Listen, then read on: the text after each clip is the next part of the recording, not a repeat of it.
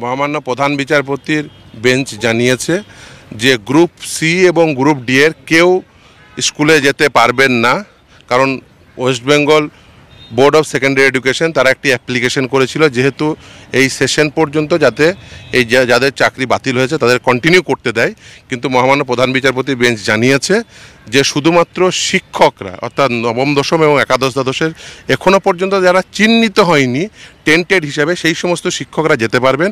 কিন্তু এসএসসিকে দিয়ে আন্ডারটেকিং করিয়েছেন যে তারা 31 মের মধ্যে অ্যাডভার্টাইজমেন্ট দেবেন এবং 31 ডিসেম্বরের মধ্যে এই পুরো প্রসেসটি অর্থাৎ নিয়োগ প্রক্রিয়া ফ্রেশ সিলেকশন সেটা কমপ্লিট করে ফেলবেন। ফলে এই আন্ডারটেকিংয়ের উপর ভিত্তি করে শুধুমাত্র যারা এখনও পর্যন্ত চিহ্নিত হয়নি সেই অচিহ্নিত শিক্ষকদের এখনো পর্যন্ত শুধুমাত্র এই সেশনটা তারা কন্টিনিউ করতে পারবে। সংখ্যাটা কি 19,000 সামথিং? সেটা তারা জানা এখনো পর্যন্ত ওই লিস্ট দেয়নি, আমি সেটা চেয়েছি, দেখা যাক সেই লিস্ট দেখ। এবং এখানে নবম দশম একাদশ দ্বাদশ আলাদা করে বলেছে? হ্যাঁ অবশ্যই, কারণ দুটো নিয়োগ প্রক্রিয়া ছিল, নবম দশম এবং একাদশ দ্বাদশ দুটো আলাদা আলাদা নিয়োগ প্রক্রিয়া, দুটো আলাদা রুল ছিল।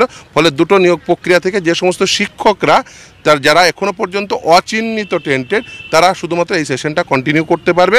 কিন্তু আজকে এসএসসি আন্ডারটেকিং দিয়েছে যে তারা 31 মের মধ্যে অ্যাডভার্টাইজমেন্ট করবেন এবং 31 ডিসেম্বরের মধ্যে এই নিয়োগ প্রক্রিয়াটি কমপ্লিট করবেন। গ্রুপ সি এবং গ্রুপ ডি কে এই বিষয়টার মধ্যে ইনক্লুড না করার কারণটা কি? তার কারণ তার নাম্বারটা হায়ার, যা বলেছেন প্রধান বিচারপতি, তার নাম্বারটি অত্যন্ত হায়ার, সেই জন্য তিনি বলেছেন যে তারা ইনক্লুড হবেন।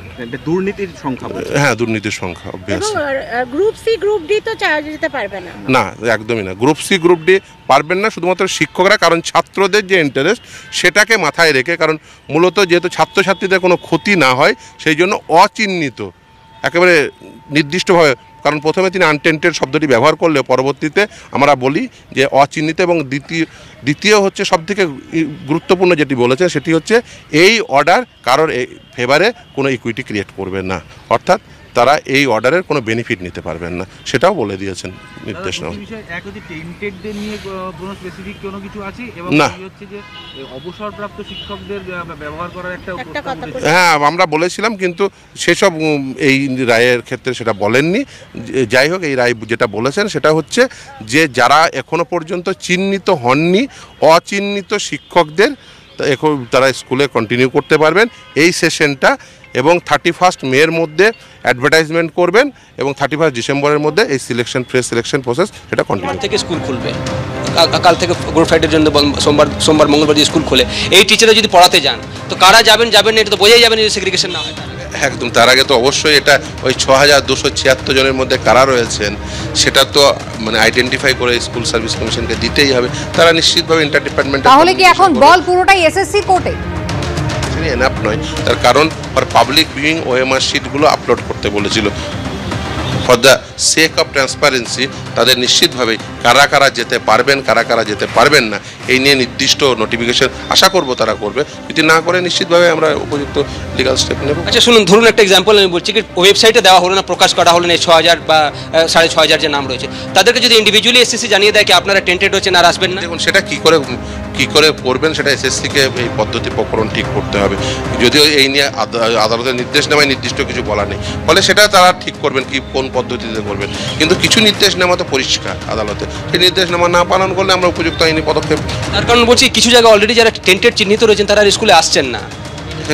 দেখুন তারা তো মানে তাদের আসা তো উচিত নয়, ইভেন সরকারের এই পদক্ষেপ ইমিডিয়েট গ্রহণ করা উচিত যে যারা চিহ্নিত টেন্টেড তাদের পয়সা ফেরতের কথা বলেছেন, ফলে সেই পয়সা ফেরত যারা মাইনে হিসেবে যেটা নিয়েছেন সেই প্রসেস ইনিশিয়েট করতে হবে, যদি না করে আমরা উপযুক্ত আইনি পদক্ষেপ গ্রহণ করবো, অবভিয়াসলি উপযুক্ত আইনি পদক্ষেপ।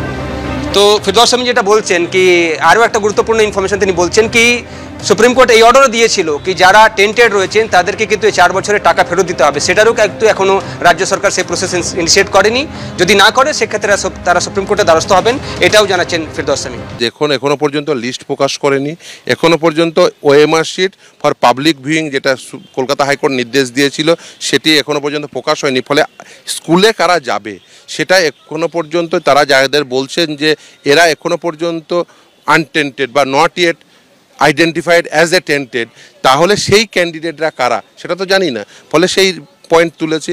আজকে আদালত মূলত যেটা বলেছেন সেটা হলো ছাত্রছাত্রীদের যাতে কোনো প্রকার অসুবিধা না হয় সেই জন্য শুধুমাত্র শিক্ষকরা অর্থাৎ নবম দশম এবং একাদশ দ্বাদশের সেই সমস্ত অচিহ্নিত সেই সমস্ত শিক্ষকরা যেতে পারবেন এবং এই নির্দেশ তাদের ফেভারে কোনো প্রকার ইকুইটি ক্রিয়েট করবে না এবং একটি আন্ডারটেকিং দিয়েছেন এসএসসি যে 31 মের মধ্যে অ্যাডভার্টাইজমেন্ট করবেন এবং 31 ডিসেম্বরের মধ্যে তারা এই নিয়োগ প্রক্রিয়া কমপ্লিট করবেন। এই আন্ডারটেকিংয়ের উপর ভিত্তি করেই শুধুমাত্র ছাত্রছাত্রীদের কথা মাথায় রেখেই শুধুমাত্র শিক্ষকরা নবম দশম এবং একাদশ দ্বাদশের শিক্ষকরা তারা এই শিক্ষাবর্ষে যেতে পারবেন, কিন্তু এই নির্দেশ তাদের ফেভারে কোনো প্রকার ইকুইটি ক্রিয়েট করবে না। এই নির্দেশের অর্থ এটা ভাবা কোনোভাবেই ঠিক হবে না যে তার মানে এদের চাকরি থেকে গেল। এদের নতুন রিক্রুটমেন্ট প্রসেস ইনিশিয়েট করতেই হবে 31 মের মধ্যে, না হলে ইভেন আদালত একথাও জানিয়েছেন যদি সেটা না করেন ইভেন এই নির্দেশ রিকল হতে পারে, মৌখিকভাবে সেটা জানিয়েছেন। ফলে আদালতের যে প্রসিডিং সেখান থেকে পরিষ্কার যে এই যা নির্দেশ ছিল সেই নির্দেশই বহাল থাকলো, শুধুমাত্র ছাত্রছাত্রীর সুবিধার্থে যাতে ছাত্রছাত্রীদের কোনো প্রকার অসুবিধা না হয়। কারণ অল অফ দ্য সাডেন এত শিক্ষক তারা যেহেতু পাঠদান করবেন না, ফলে সেই অবস্থায় দাঁড়িয়ে ছাত্রছাত্রীদের সুবিধার্থে শুধুমাত্র শিক্ষক যারা রয়েছেন অচিহ্নিত অবৈধ বলে সেই সমস্ত শিক্ষকরা শুধুমাত্র স্কুলে কন্টিনিউ করতে পারবেন।